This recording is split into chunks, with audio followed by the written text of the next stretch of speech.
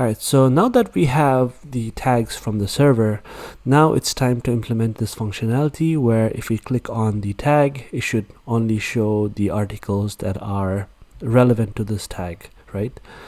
And we should also show the selected tag right beside the global feed UI.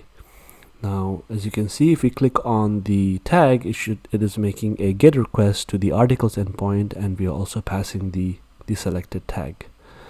And we also display the tag right beside the global feed. So the first step is to capture the selected tag, and we need to save it in a reagent atom.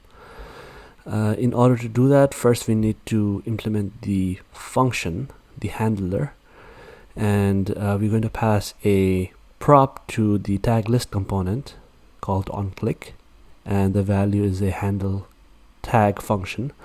This function takes a single argument called tag, and what we're going to do is we're going to define a reagent atom for capturing this tag state.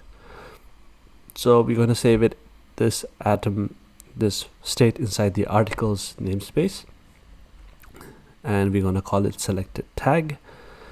So let's go to articles namespace, and right below the tab state, let's define a state called tag state, not selected tag, and it's going to be a reagent atom, and the initial value is going to be nil, obviously. And we're going to import this tag state, and in line number 10, we're going to reset the tag state with the selected tag. And now if we save, we're getting an error because selected tag does not exist. So let's remove that from line number 4, and let's save it again. And let's pass this function to the button.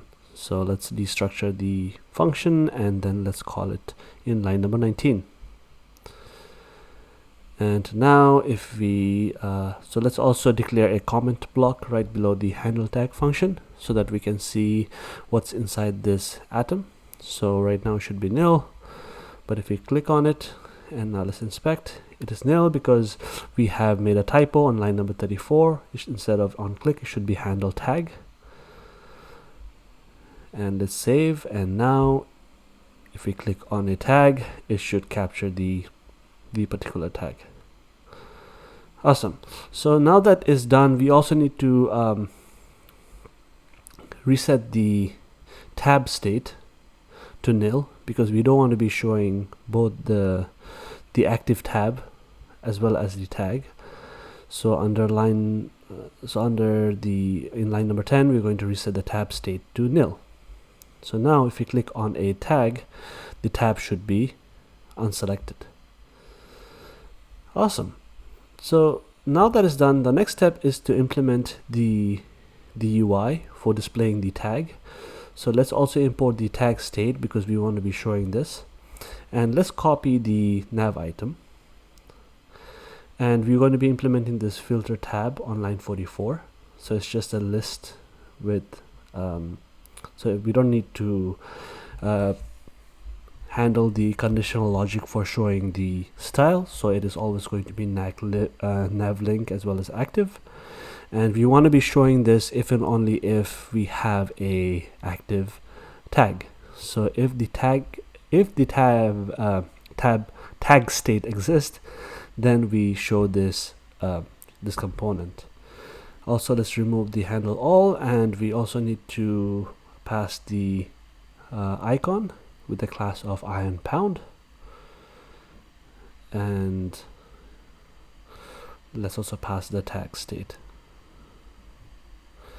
And now if we save, we should see the code base show right beside the global feed.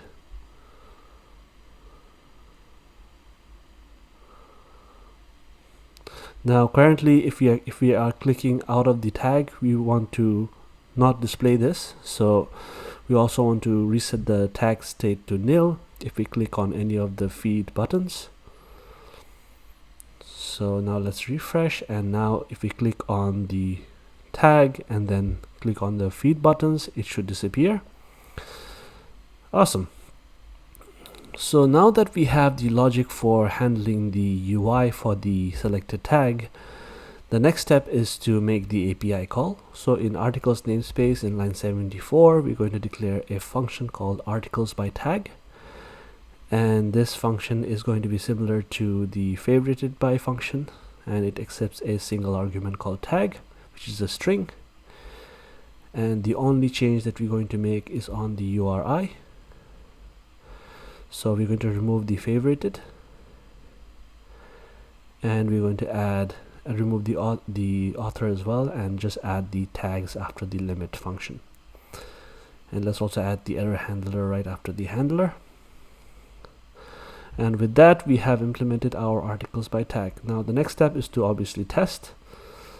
So let's call this, and let's also select a tag state. So let's select code space show. Now if we invoke this function, we should only see the articles that are related to this tag. Awesome. Now just to make sure that it works for other tags as well, let's select a different tag and let's call it. And now we see that we have only 2 functions displayed under this specific tag. Now obviously our function is working. Now the next step is to require this function in the home page component, and we want to be calling this function. So let's alias the articles and let's save it so that we have access to code completion. And in line number 11, we're going to call articles by tag, and we're going to pass the value of the tag. And now if we close the inspector and refresh, and if we play around with the tags, we should see only the articles that are related to this tag. So with this, we have successfully implemented the tags functionality, and that's it for now, and I'll see you on the next episode.